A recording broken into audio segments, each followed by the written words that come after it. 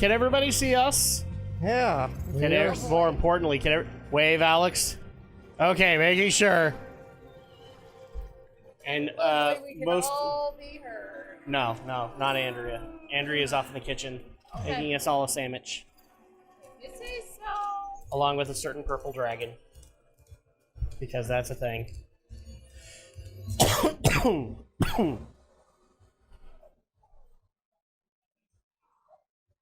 Speak. What are we? Yeah, like, we're fine. Okay. Well, Drak could have put me on mute. You got levels. Okay. What? Drak doesn't put you on mute. Drak sends you to the kitchen. We already figured this out.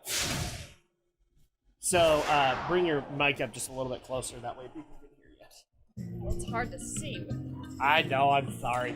Welcome to Spyro Reignited Trilogy, where tonight, we kind of do these on other streams, Alex, so we'll bring you up to speed now that we're doing it for Dragon Shadow Live. Basically tonight is end of Spyro the Dragon or bust. All right.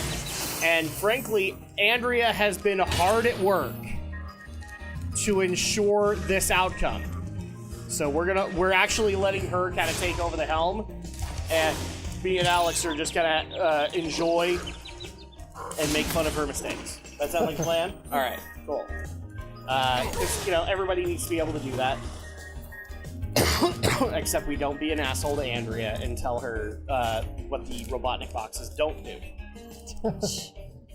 Hey, I don't click on it. Well, I just barely found out you joined in on that. Oh, yes, I remember. Oh, you meaty pants. I'm sure somebody could report you for that. So yeah, Andrea, you've been hard at work. You went and got all of the 100% stuff in the other worlds, and we actually ultimately found out that the problem that we were having was we hadn't completed the level we were on, so we couldn't get the other levels to unlock. And that's how the last world works. You have to beat the world, and then the next one unlocks. So, that being said, I don't even know where we're at. I think this is the same level. Yeah, it's the same level that we left off. Yeah. So, we're going to leave it to Andrea, but the goal of this, because Andrea is used to this, is end of Spyro Reignited or bust. Not because we hate it or anything like that, but because, well, I think Alex will agree with me on this. It's time. It's time. It's time to move on to something else. We've already beaten Catherine Full Body, Mega Man 8. The Messenger is pretty close, too. So at that point, we need to get this done, because the next game that we have planned, if that doesn't happen, and I'm not going to say what it is, Andrea might kill me.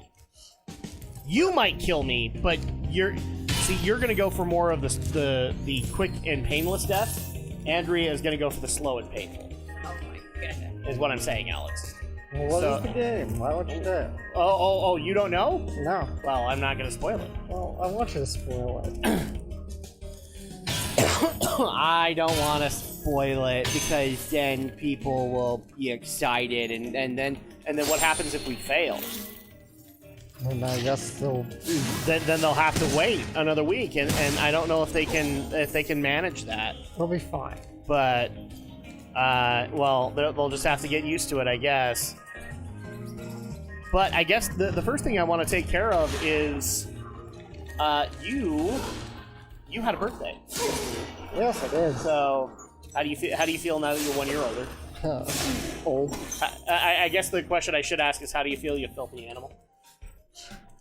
I feel good. I didn't want to do the Facebook thing, and I was afraid people would be thinking I was being mean to Alex. So I sent him via text, like, "Happy birthday, you filthy animal," accompanied with a Home Alone gift. Yeah. Like, okay, this will help him get it, so he doesn't think I'm being an asshole. But well, I kind of figured it out before the game. yeah, well, I wasn't sure, because you might have been working.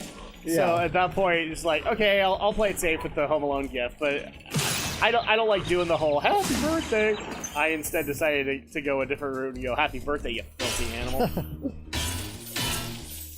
Actually, speaking of birthdays, at work. No, it's not your birthday. I'm not getting you a Harry Potter collection. What? Well, yesterday we saw this one thing that was sent to that one of the nurses was like, it's just basically apparently for some reason this year everyone is pretty much the same age. Oh. Have you ever heard of that? How do they figure that? Well, supposedly we even did it. Why do I feel I'm going into a deep philosophical class at this point? So it's basically, I think you take the year that how many years old you would be this year, plus the year you were born, and somehow plus how many unbirthdays you dealt with, and then it would end up as 2022. Oh, yeah, I think I did that exercise once or twice in school. It is so weird. I think I did it, but it didn't work. But it wasn't 2022 when I did it. It was 95, 96. And it didn't work. Yeah, because I think they say supposedly it happens every 1,000 years. Oh, okay. So it's like that weird thing where I've heard it the autumnal equinox. If the planets align, then you can take an egg and you can put it on its facing upward, and it'll stand on its own. It doesn't work. Trust me, I've seen plenty of videos that prove that it doesn't work. Or I guess it's I know that it doesn't work, even though, and for all the people that want to tell me it happened in the West weekend. No, that was TV. Yeah, that's TV. That's TV. That's not proof. So when there's a blue moon, on Friday the 13th, and all the planets align. Thank you. I was hoping to get that. Yes, Alex. The blue moon on Friday the 13th, and the planets align, and the missing levels of Action 52 show up. Yeah, so the missing levels of Action 52 show up. Oh god, yes, Action 52 was a thing, people. I actually did hear a bunch of indie developers wanted to get the rights to Cheetah Get that. to Cheetah Men, to give it an actual proper game, and it's never happened. Andrea's not as educated people, so allow me a second. Cheetah Men there's a game that came out on NES called Action 52, and it literally, so they decided to put, because this was a great idea at the time, we're gonna put 52 games on one cartridge, and all of them were absolute crap. Yeah. Confession, I actually knew somebody that bought Action 52. Oh my god, really? Yeah. He doesn't have his copy anymore, but he looked at that and he went, and look, in his defense, he was trying to be financially minded, all right? So I'm before people laugh at him, he literally looked at that and went, wow, 52 games for the price of one? I mean, that's a great idea, right? Not even the price of one, but it wasn't even the price of one. Yeah, the game's $150. Well, where he was getting it, it wasn't. Okay. It was 75. He got a discount, I guess. Okay. Technically, it was used, but okay. But yeah, so he bought it, and his mom wanted to reward him because he was being financially minded. Right. Right, and they were stripping for cash at the point because she wasn't officially in her profession yet. She was finishing up college. Right. So she wanted to praise him. Right. So he bought it with his own money. And yeah, so it's 52 games all in one period. Most of them are shit. Yeah, they're glitchy, they're buggy, they're not even complete. You can't even play. I've actually seen programmers say you can't even play the complete versions on that cartridge. You can, because of how that cartridge was built and how the games were built, you technically can't play a lot of them to the end. Yeah, which is funny because they had a contest specifically for ooze. And yes, if you could finish the game, you'd get $100 like $200,000 or $100,000. Yes, or something. which turned out to be a crock. Yeah, because you can't fit the shoes. Yeah, so at that point, at the end of this, so like 51 of these games were absolute shite. Technically all 52 were, but at the end was actually a new IP that was being worked on by the people who made Action 52, Andrea, and it was called Cheetah Man. It was literally, like, we're talking, this was a concept created in the middle of 90s TMNT glory. Yeah. All right? Everybody was trying to do it. Obviously, like, for all the people who want to say, like, Battletoads was trying to do that, you are full of shit. Because they totally were. And even the Stamper brothers have come out and said, yes, we were trying to capitalize on that hype. All right? So, yes, Battletoads was the thing, and so was Cheetah Man. Except Cheetah Man was a piece of shit. And didn't actually play well. You technically couldn't even finish the game because I can't remember how it worked, but like level 4 you had to glitch your way through to be able to properly get through it. So you technically could not finish the game without glitching it. Mm-hmm. But because of the hype that came... Look, this thing was so popular, Andrea. There technically was a Cheetah Man 2 in development. And there were test cartridges that you can now get for like a pretty freaking penny if you go out and look for them. Cheetah Man 2 was supposed to be a thing and didn't happen either. And none of it ever got off the ground. And so indie game designers literally looked at that as an opportunity of like, oh, well, you know, I don't have to make my own IP. Let's take this one and actually try to give it its own shot.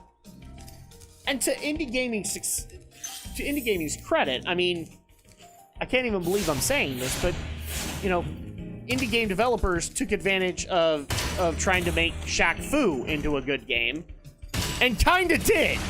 Yeah, sometimes they do.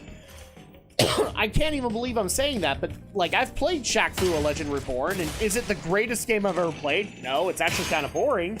But compared to the mess that was Shaq Fu, it's way more playable. So, at that point, like, even I kind of look at that and go, yeah, I'd actually like to see what indie game developers would do with a property like Cheetah Man. Yeah. And there's been plenty of proposed ones. I think even Yacht Club or Way Forward had one to get Cheetah Man. And it failed. But they made a proposal to get the property.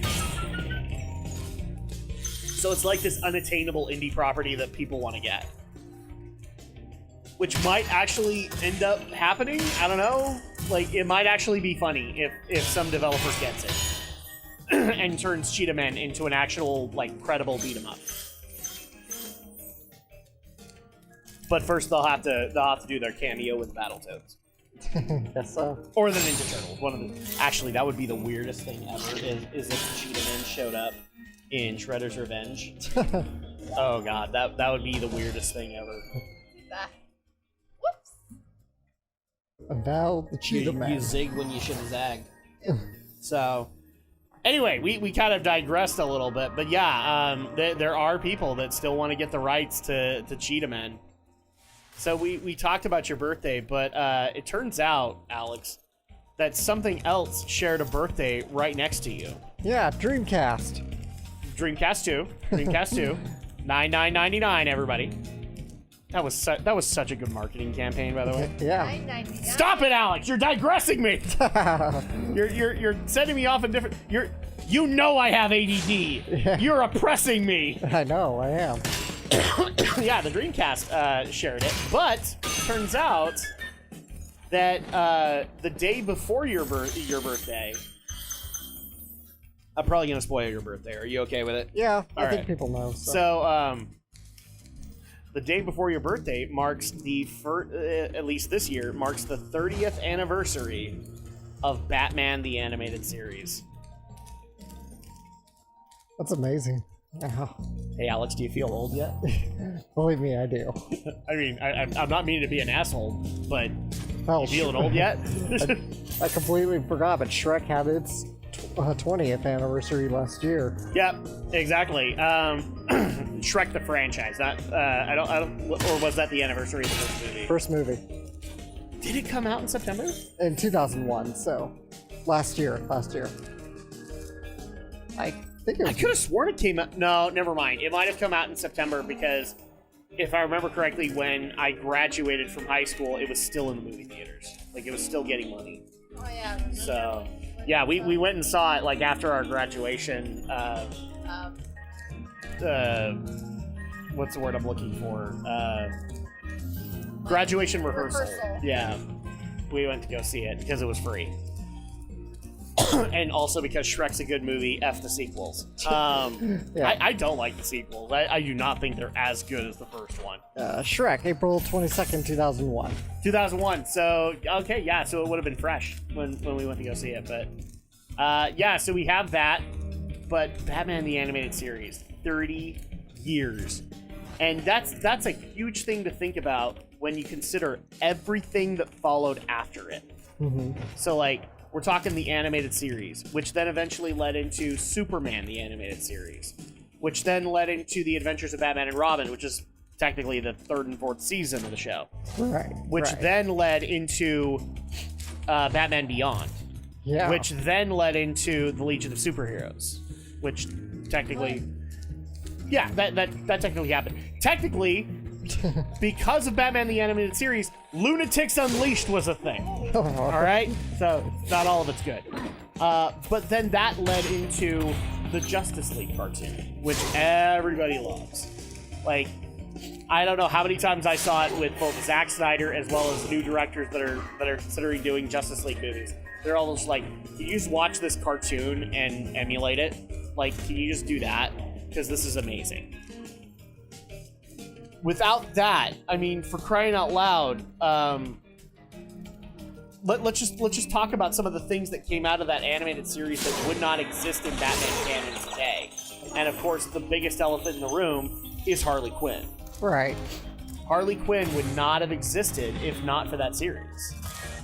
And hey, let's also talk its predecessor, of Tim Burton's Batman Returns. So. Well, yeah, because Also 30. Batman Returns is basically what got the animated series off the ground. Exactly, and it's also 30 this year, so Yeah, hey, so a double 30 for that's the a thing right there. But like Yeah. Harley Quinn, the current interpretation of Poison Ivy, because Poison Ivy was a villain in the comics, but she wasn't.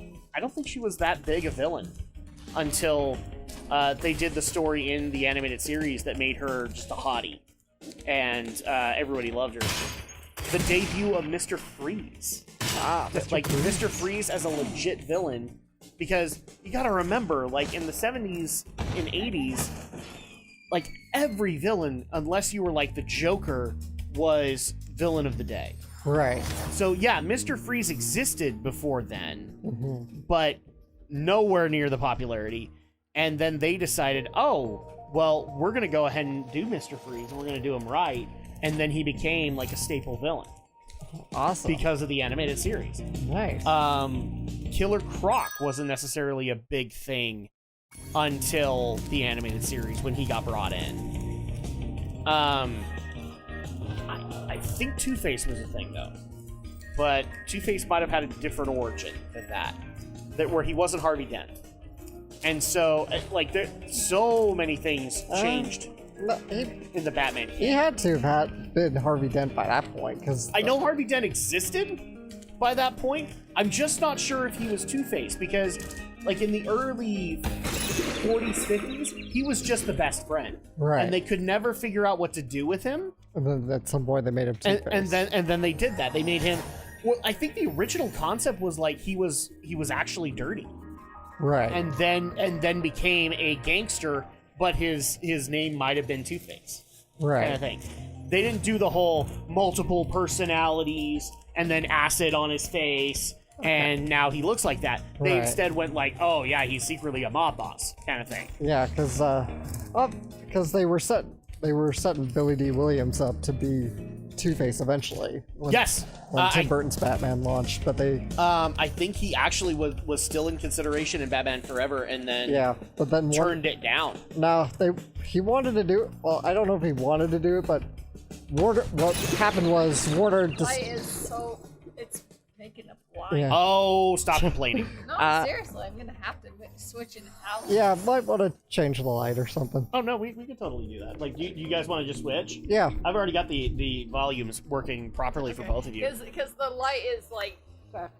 That's fine. We've had this conversation before, so if we have to change things up, we can. It's just that Alex and me are gonna get a little close time. Nah, I'm kidding. No, because it keeps reflecting. I think we made this joke with Brinton too. It's like we'll put you in the middle because then at that point he can recline. Because we love Brinton. But yeah, so that didn't necessarily exist, and yeah, I could have sworn he turned it down, and then Tommy Lee Jones came in as part of that. It was Warner wanted Tommy Lee Jones, so they bought Oh, Warner did. Yeah, that makes sense. So they bought out Billy Dee's contract and gave it to Jones instead. So at that point, since you brought up Billy D. Williams, I have to talk about this. Billy D. Williams, I'm Lando. Mark Hamill as the Joker, like that. I don't want to say that completely kicked off his voiceover career. It was there at that point, but man, it skyrocketed after his performance of the Joker. Yeah, totally. Enough so that when he did the CW Flash, a lot of people got mad because he played the trickster in that. And a lot of people got mad at him because they just felt like he was doing yet another Joker impression. Right. And and the trickster is somewhat different than the Joker. And so they got mad at him for it, and he actually got a little bit of crap for it. But yeah, like would Mark Hamill's voice acting career be as big as it was, or as it is, if not for the Joker? Hard to say. I mean, he probably would have gotten another thing that would have gotten him on the map, but I almost want to say, like, would Ozai have happened if not for the Joker? Probably not. He probably would have gone in a different direction, and that's saying something, considering that, like, voiceover was what he had left, because if people don't know this, he suffered a motorcycle accident that was pretty bad, and kind of ruined his acting career a little bit. Who? Mark Hamill. Oh yeah. Well, Way before that. we're talking 70s, 80s Hollywood, where, like, it meant something that your face got wrecked, kind of thing. That was like right after. Yeah, and they tried to cover it up in a part. Yeah. And so at that point, like, back in those days, yeah, that's the option that Mark had. Is like, he could go do voiceover, or he could go be like a hand model, you know. And he wanted to do voiceover, and thankfully, as he said, he's a little bit of a comic book nerd, and so giving him the Joker was probably the best thing they could have ever done. But yeah, so we have Mark Hamill that came out of that. Kevin Conroy, do you think he would have had, like, any solid 100% work if not for Bruce Wayne? I think he would have. He's a talented voice actor, so I'm sure he would have had a lot of those. What's funny is that I've actually seen he's done audiobooks since then, and I'm kind of tempted just to. They're not like stories. They're like therapeutic or self-help books. But I kind of want to do it just to have self-help advice from Kevin Conroy. Clearly, what you need to do is you need to reassess your priorities in the Bruce Wayne voice. That'd be great. Yeah, Kevin Conroy's career kind of took off from that. Technically, Batman the Animated Series was the first ever TV debut of Nightwing. Oh, cool. Because Adventures of Batman and Robin did that. A lot of people didn't know that, and so when Batman Forever came out, and he made Chris O'Donnell made the joke of, like, I could be Nightwing. Yeah. And some people were actually irritated with Burton and not Burton, because he wasn't part of that one, but yeah, Schumacher, that he was making fun of that. Or at least they felt like he was making fun of it. And I'm not gonna. I think that's ascribing way too much intelligence to Joel Schumacher to say that he made that intelligent decision to make fun of Nightwing. I don't think he knew. I don't think they were trying to make fun of it. Just like a little bit of yeah. It's what they call it. Yeah, but they also make Bat Boy. That's another Batman, right? But they did Bat Boy as a joke. They also, and this actually inspired a comic, they made the reference of Batwing. And now Batwing's a character. Right. So, there you go. But yeah, the animated series, and in my opinion, and people, I think even Alex is going to roast me for having this opinion, but I will die on this hill. Best Batman film ever that has ever existed that has been able to show Batman for who he is Mask of the Phantasm, which came out a year after. So, look, I love a lot of the Batman films that have come out, but Mask of the Phantasm, I have a love for. I actually saw it in the theater, where a lot of people didn't, because, you know, it was contending with Disney cartoons and things like that, and I remember the conversation with my mom, who didn't want me to go see it. Because she was worried that it was going to be dark and that it was going to be violent, like overly violent and everything like that. And I'm like, it's Batman. Of course it is. And I still don't regret that I went to go see it. No. I don't regret it. So, you didn't say the magic word, Batman. Well, yes, because Jurassic Park is amazing, not Jurassic World. So at that, I've even said to Alex, I would really, like, if I could make it work, I would love to do a podcast where we just go watch the actual pilot of the animated series, which is, if people don't know this, it's the Christmas episode where Cosmos, yes. Thank Oh, you God, for he is rescuing me. You know what? I almost expected Cosmo's voice from Fairly Odd Parents. That would have been like the character to play. Who is also Heroes the Third? Yes. You mentioned this to me, and I was like, "Yep, that makes sense." So for people who don't know, the actual pilot that was shown off to Fox executives was it looks like a Christmas episode, but it's not. It's set in Christmas, but it's not meant to be one. Where the Joker takes a TV show or a TV station hostage. Right. And this is the introductory episode of Harley Quinn, actually, where they show off Harley. They also showed off Robin, who doesn't really show up in any of the other episodes until much later, but he shows up here. And I almost want to do that, like where we just watch that pilot and we go through it and analyze it. My only problem is that I'm worried that people would then go, well, what about the rest of the season? And I can't guarantee that, because we have shit going on, people. 4 seasons. And, well, but here's the thing that I do with the podcast. It's like, I don't worry about the other seasons. We just do the one season, and then we go through it 2 episodes at a time, 1 episode at a time, and whatever. So we wouldn't be doing all 4, but it's just like, yeah, guys, cartoon seasons are like 20 plus episodes. Yeah, remember, back then, TV seasons were a lot longer. Like, nowadays, like, TV shows... Well, now you live in the age of streaming, where it's like 10. Yeah, everything's like 10, 12, 15 episodes. Back then... Where I get to be an old fart and go, 10 episodes? Really? Yeah. Motherfucker, give me more than that! Yeah, shows back then were like 20 episodes, 30 episodes, Yeah. 50 episodes. Seasons were much longer back then, because that's... I mean, for crying out loud, anime at that point, like, Gundam still hasn't actually adapted to this, because there are still Gundam series that go on where they're like, each season's 50 episodes. Yeah, Gundam is so much more weird. Yeah! But it's inspired by that, especially since, if people don't know this, I think it was Toei. Toei worked on it. Or was it another company? Batman animated series? Yes. I don't know if it was Toei, but it was Toei. it was a Japanese company, though, that was doing a lot of the animation for it. You're probably right. I want to say what was TMS? Could be TMS. I know for a fact it isn't Toei that did it. Toei did the Transformers. Toei did the Transformers, but by that point they were doing their own stuff. Yeah. So they did. Oh Be on the God. lookout for North Commandos, Spyro. Oh, that's a missed opportunity. You took a guy who looks like he's in the bayou and you made him sound Cockney? What should have happened? You should be looking out for nasty North Spyro. Don't get your own teeth. That's what you should have done. Instead, you're like, go after that nasty North Spyro. Oh, my good old boy. What the hell? I'm starting to lose faith in the Reignited Trilogy people.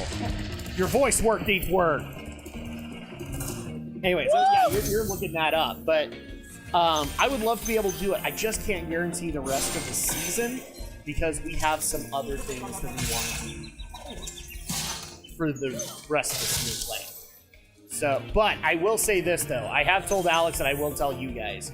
I have made an executive decision that next Christmas, in anniversary of Mask of the Phantasm, we will be doing a podcast on Batman Mask of the Phantasm.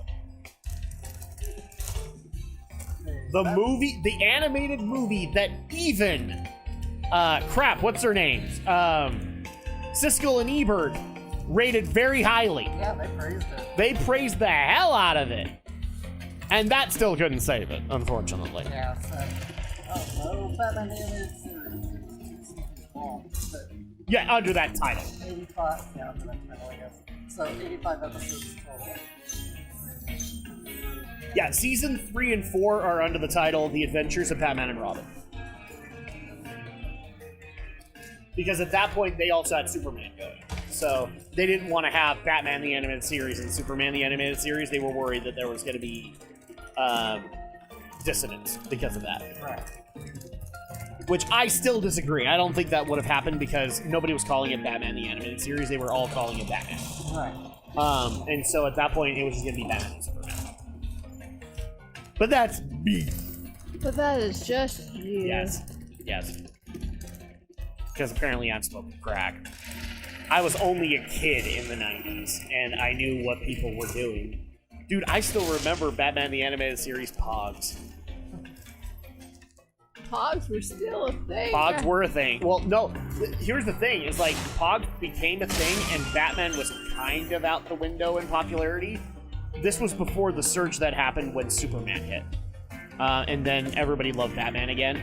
But up until that point, it was getting kind of old. And so at that point, I remember when they retroactively did Batman the Animated Series Pogs. I didn't have them, but a friend did, and I was like, "Oh, you son of a bitch! I want some of these." Because they had a good image of Mr. Freeze on one, and Mr. Freeze is still, in my opinion, one of the best things that has come out of that. So much so improved by the Batman Beyond episode on Mr. Freeze. Oh god, that is such a good episode. Apparently, 2 Freeze gonna play Joker. Yeah, he was set for it, but he stepped out, and I can't remember. Bronchitis. Yeah, well, that, and I think he also had another job that was going to conflict with it. Well, they probably got sick, then he got another job. Okay, I have to ask this question now, and I don't want to ask this, Alex, because I'm afraid that you're going to tell me it's right. Tim Curry's still alive. No, he's not. I can't find He's kind of in the same spot as other people like Val Kilmer and Michael Keaton. Where, I mean, bless you, Keaton. Well, Keaton's okay now, but like he wasn't in the best of health before he agreed to do Flashpoint. That's why he didn't want to do Flashpoint. Is because he would have to go and do the superhero workouts and everything like that, and he wasn't sure if he could cut it anymore with it.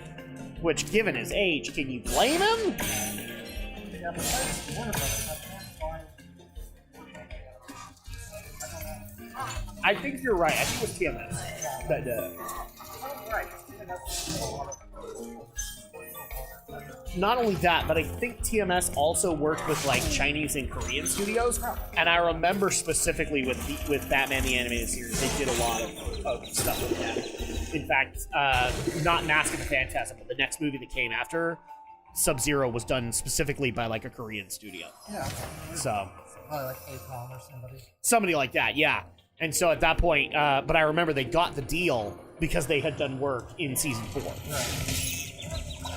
And also because they had brought on some of the newer studios. That's why we had drastic changes to the looks of like Scarecrow and the Joker. Like a lot of people might remember like the change in Joker's face in season 3 and 4, where he went like into a kind of much more angular face and had the black eyes instead of the much more expressive yellow and black eyes that he had in the original seasons.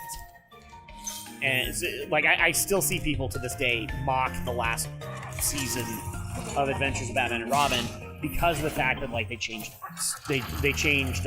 Scarecrow and a bunch of other people. But I did actually want to ask this really quick, and I asked you off camera to think about it. Favorite Batman the Animated Series episode? Andrea, I'm going to open that up to you too. Favorite Batman the Animated Series episodes? It's been a long... I actually loved a lot of the Harvey Dent stuff because Harvey Dent didn't officially get his origin until much later into the season, when a lot of people thought like you're going to set that up early, right? Yeah. And they instead set up the friendship of Bruce Wayne and Harvey Dent just to make it hurt that much more. And oh good lord, it worked. To see him fall from grace, I actually think it's much more impactful than The Dark Knight. To see the fall from grace of Harvey Dent in that series, right? Especially when you consider like Harvey Dent got screwed over by Pamela Isley when she debuted as Poison Ivy. Also had been severely injured by a Joker incident, and so one of my favorite episodes, which is the poker episode, where they all get together and talk about how they almost got the Batman. One of the things I love about that episode is that Two-Face walks in with grudges. And they have to remind him, no grudges in here. Because he had grudges with Pamela, and he had grudges with the Joker. So, I always thought that was, like, seriously, guys, if you want to make a series, like, if you want to be a writer now, go watch Batman the Animated Series. It's almost a masterclass in how to set up story, how to set up characters for later development. It's great. Yeah. Oh, and by the way, I think this is it. That's Nasty Nork. Oh, wow. So, and we have the 80s music to power us on. All right, Andrea, you can do this. You're the best around. I actually have been listening to a lot of 80s music because I've been trying to pump myself up for my CDL. And I've got a lot of that stuff in my head right now.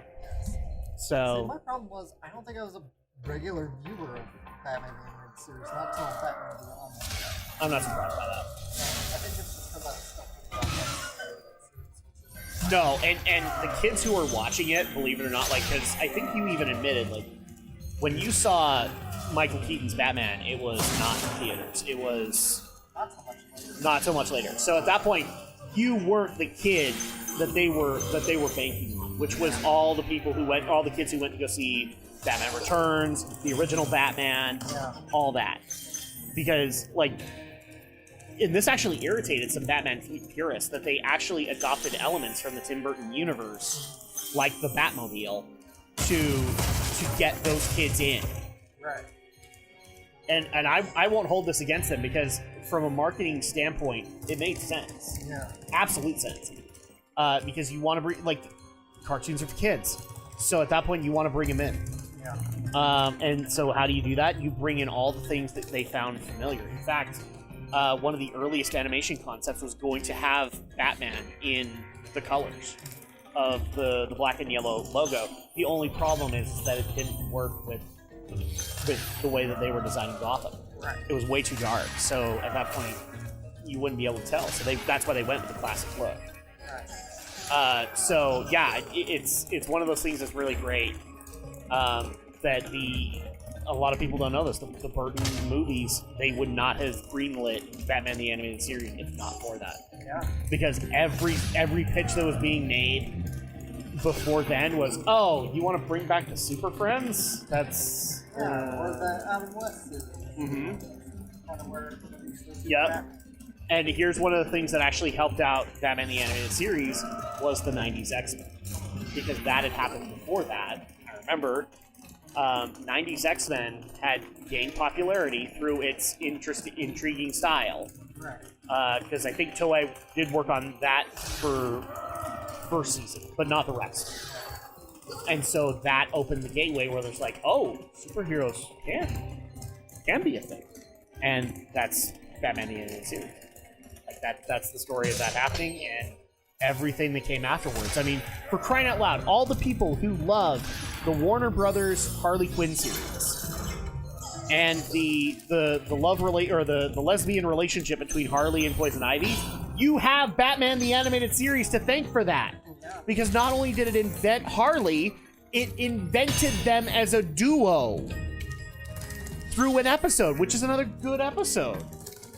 It was such a good episode, X-Men Evolution emulated it years later by having Bad Girl X-Men. Right. Yeah, it's kind of a dumb concept when you think about it that way, but on paper it worked, okay? So, that's just because it doesn't sound great when you say it, doesn't mean that it wouldn't have worked. So yeah, there's so much there, and I had to do Mask of the Phantasm for a podcast. Like, have you seen it recently? No. Oh, so good. Yes. Oh, dude, we'll watch party that shit. I'll totally do it. Because I'm gonna have to get clips and everything like that. And spoiler a little bit, but you guys will see in a future episode where we review Alien. We changed the formula a little bit, so you guys can look forward to that. But as far as an episode, see, I know podcasts that do individual episodes and just leave it at that, but I'm a stickler when it comes to continuity. So would people be patient enough to let us do like one episode, and then maybe it'll be like 1 or 2 years down the road where we go and do another one, kind of thing. I don't know, and that's why I'm a little hesitant about doing the pilot, because I love pilots. Like I love being able to go back and watch pilots of series, because then you kind of see like where the writing's kind of going. And I'd love to do that with Batman, but could we make it work without people wanting more episodes? Can we deliver more episodes? Because like if we did that first season, I don't think that would be hard. I don't think that'd be hard to motivate ourselves to go watch it. Probably not. Kind of thing. Especially if we watch party the shit out of that. So, but again, we'd have to talk about it. We'd have to figure out like, would it be, because you and me are talking about it? Do we involve Andrea? Do we involve Brenton? Do we just do it ourselves? Do we keep this little Easter egg for ourselves? And I don't know. Oh gosh, I remember we'll have to figure this out. Oh yeah, so this is the boss fight with Ness. Oh! Not the whole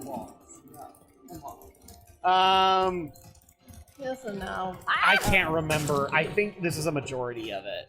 This is where you have to eventually run and bump into him, and I don't know if you get rid of his armor or something, but yeah, you have to do that. You have to get rid of his armor, and then I think you deliver the final blow. But yeah, that's sadly, Alex, that's the premise. And if you die, you would do it all over again. Checkpoints. Sorry, give me, do that in your AVGN voice, all right? Okay, there's the floor like bewildered. No checkpoints. No continues. Yes. And there's one guy. No Continues. Oh god, yes. Still one of my favorite AVGN episodes, actually. The Dick Tracy one. One guy, no continues. And also one of the few episodes he's gone back and corrected. So, for all the people that just want to say he's just a schmuck, and he's only interested in doing that big payoff, he actually did go and edit Dick Tracy and still give you the payoff. Well, because he updated, because he had a bunch of people telling him, oh yeah, you can get heart containers in Dick Tracy. You just, you've got to go and look for them, and they're in really awkward spots, and you will probably lose more hearts trying to get them trying to get the items than it's worth trying to do. But yeah, it's effed up. So okay, so we've gone into Batman the Animated Series, but now we need to talk a little bit of D23. So for those who don't know, D23 started up yesterday. This is the Disney E3, where they unveil like stuff that they have going on in movies, in Disney Plus, as well as an addition this year, their game projects, because now they're not just relying on one studio to do Star Wars games, Marvel games, etc. Right. So the thing that I should bring up, they had a number of announcements, and I don't remember all of them off the top of my head. I didn't even see a lot of the new ones that came out today. For example, Indiana Jones 5's footage. First footage got revealed, which is Indiana Jones and the passing of the misogyny. Because the whole purpose of this, they've already revealed it, is that they're going to put a female Indiana Jones in Indiana Jones' place. And she's already mad that people aren't accepting her. But the one that I do remember that I don't think is a good idea that I have to bring to you, Alex. Mufasa. Why? We know why Scar hates Mufasa. Don't need the origin story, okay? Oh, I think the title should be amended to Wreck Mufasa. Because that's going to be the only purpose of this film, is to take all the things that people love about Mufasa and try and wreck them. So yeah, we're going to do, and this is based off of the CG Lion King. Right. So the one that did all of the main story differences with Scar, that's the one that we're talking about. So, so you're not on board? No. Would you say it's a waste of money? Yes. All right, cool. Because I've been having arguments with people on whether or not it is actually a waste of money. Especially since the CG Lion King was $260 million, and yes, it made its money back, but its reputation didn't really recover after it. Especially when they changed Scar's origins. So, we have that. We also have a visual novel game that is coming out called Tron Identity. Yes, it's based in Tron. It's going to be set literally, I think I got the year right, 69 years after Tron Legacy. Wow. I think it's 69. Why is it 69? 60. Yeah, exactly. Now we're all going to make that jump. That's probably why they did it. And so, yeah, Tron Identity will be following a detective program called Query as he goes through the network. No, actually, it might not have been 60. It might have been like 690 or something like that. But, yeah, so they're doing that. I'm a little irritated because I think you can do more with Tron than just a visual novel. Yeah, I remember the last movie didn't do well, so... Yes, and also the series didn't do very well. Which is sad because the game that came out years before it, I mean, it didn't, like, compared to other games, it didn't do well, but it actually was a really good idea. And it wasn't able to get off the ground. And that's Tron in a nutshell in a lot of cases, Alex. Yeah. It's such a great idea, and it's never been able to get its foot on the ground. So they did, oh, there you go. That's it. Ow. You're toast, Nork. Oh, I forgot how annoying that fight was.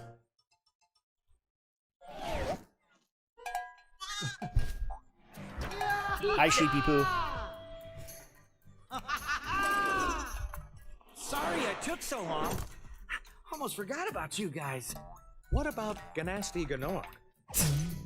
Nasty Nork is toast. So now there's order again in the Dragon Kingdom? Well, mostly. I've still got some treasure to find. What will you do next?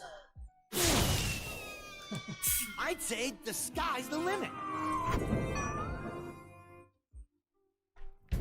See, that ending, Wow. see, I've actually seen the original PlayStation ending. That's way better.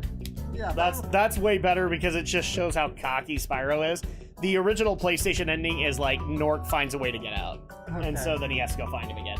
And he's like, nah, especially since Spyro 2, Nork wasn't even the villain. So it doesn't really make a whole lot of sense. But yeah, so we had a conversation. Now I have to stop it, Alex. Final thoughts on Spyro the Dragon. Didn't like it as much as I was hoping I would. Did you kind of end up in the same angle where I did?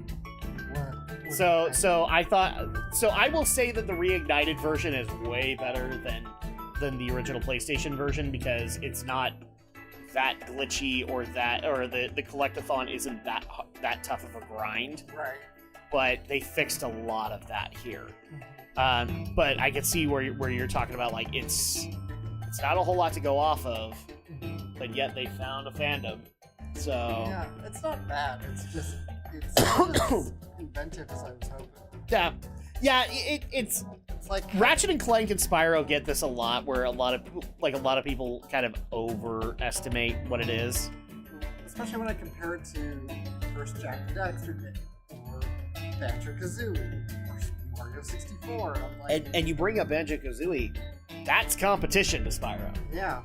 And unfortunately, Banjo-Kazooie kind of beat the crap out of Spyro. But Spyro was a couple of years in at that point. Yeah. A lot of good ideas here, and I liked the dragons. I liked Spyro. I thought, it's got a lot of funness. It's got a lot of fun ideas to it, but I just think it's kind of bare bones for my liking. And I think the reason it's as bare bones as it is that it was an experiment.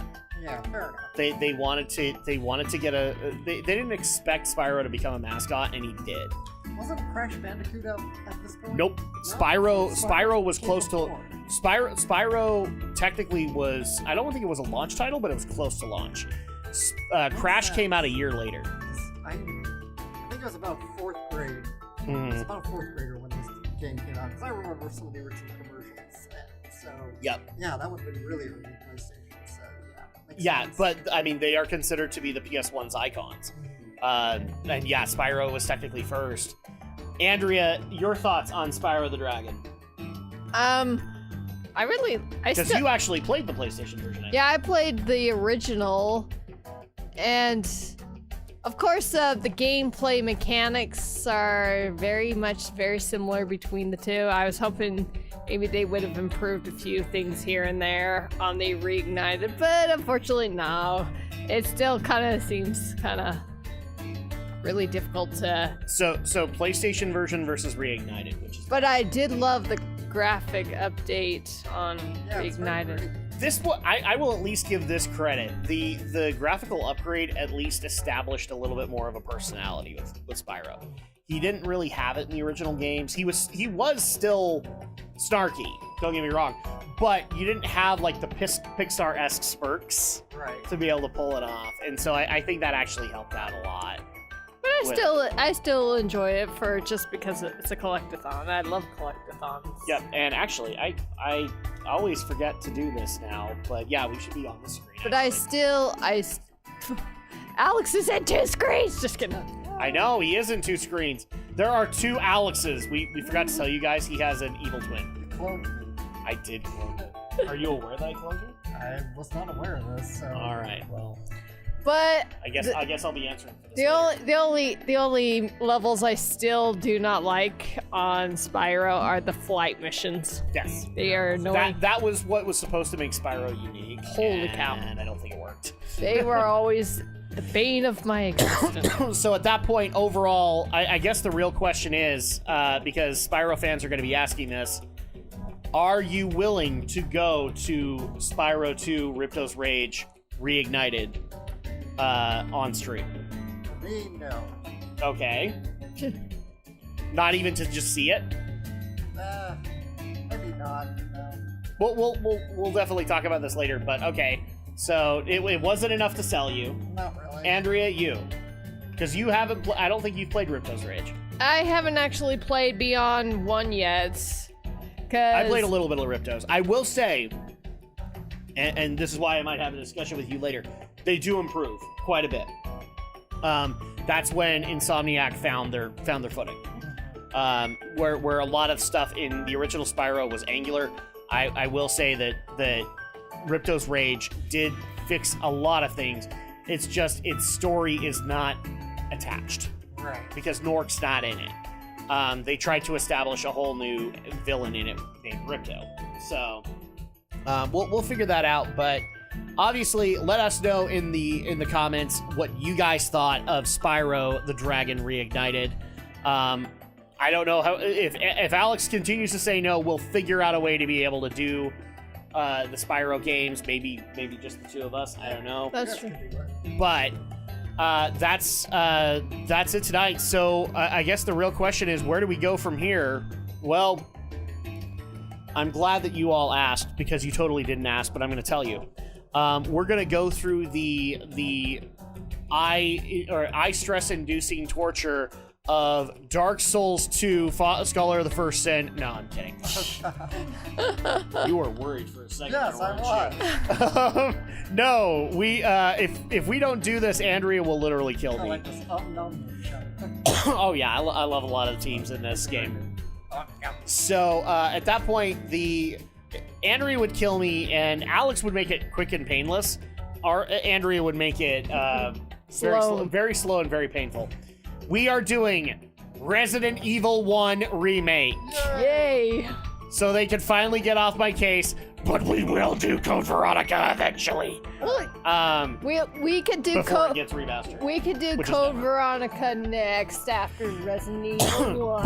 But I gotta play. But here's the thing that I need to bring up really quick, because here's the thing. When we did RE1, there were enough differences to justify multiple playthroughs. That's not really the case with RE1 Remake. Right. The main reason I say that is you still get Jill and Barry. They're just not as hilarious. Like they're in the game and all that. But the storyline is set. So people will show up in their designated points, and that's always where they will show up. So if it's Chris, you'll be dealing with Rebecca, and if it's Jill, you'll be dealing with Barry. But it's all a set line that you go. Right. So at that point, I would propose that we only do it once. Okay. And I would propose that we do it with Chris, because Rebecca technically got a game later after this in Resident Evil 0. And you actually play as her. Okay. So at that point, I know you love Jill and Barry, Alex. Are you willing to part with them to be able to do Chris and Rebecca? I guess it's really up for Andrea, because Andrea's gonna play it. Andrea? Well, I didn't say I was. I didn't say I was gonna play it on the stream, but I wanted to play. No, it you just as- wanted to play it. Okay. But Andrea, if we do Chris and Rebecca, I'm fine either way. Yeah, I guess so. trust me, it'll be worth it, because Resident Evil 0. And so at that point, yeah, you guys can join us next time when we are going to be doing Resident Evil 1 Remake. It's not going to be the next stream, but it'll be soon. And actually, we might need to do that PS5 now, because my PS4 has no hard drive space left. We might have to do that. I think it still works on PS5. I'll have to double check this. If not, I'll clear out the necessary space. But we will do Resident Evil 1 Remake in place of Spyro. So thank you guys so much for joining us on this journey. I know it's been an odd one, especially since this is actually like the first game we dedicated to streaming. So you guys can enjoy that, and we're glad that you guys joined us on this journey. But we are running a little early. I kind of want to finish the conversation that we had, but we can do that another way. So we'll do that. But that'll go ahead and do it for us this evening. Thank you guys so much for joining us. We were happy to have you guys here. And also, to all the people here who are brand spanking new, because I can see a few people in there. If you're brand spanking new, don't be a butthead. Like and subscribe. Be a Beavis. Don't be a Beavis, you'll be the Cornholio. One drop of caffeine and you're done for. Who doesn't want to be the great Cornholio? Oh, damn, that's actually a good point. That's actually another Beavis and Butthead movie. Yeah. Crap, you're bringing up more conversations, because I also just barely heard, unfortunately, King of the Hill is not getting rebooted on Fox. So my judge couldn't make it work. But anyway, don't be a butthead. Subscribe, because it helps out with all the algorithms. It helps out where Mama Susan doesn't actually hold us all down or anything like that. And also, if people think I'm being mean, well, I am, but it's only because recent analytics have told me to be meaner to you. No, literally, I'm not kidding. Analytics have told me to be meaner to you, and then at that point, we retain more subscribers. So, at that point, don't be a butthead. I'm going to be Biff to you. Don't be a butthead. What are you looking at, butthead? Go like and subscribe. What's wrong with you? And until then, also, you guys can join us tomorrow where myself and Andrea will finish Strangers of Paradise Final Fantasy Origins. Yes, we gotta take down chaos. Chaos. But with Willem Dafoe face. I need to grab that gift now. Yeah. Anyway, have a good night, everybody. We will see you guys next time. Take care.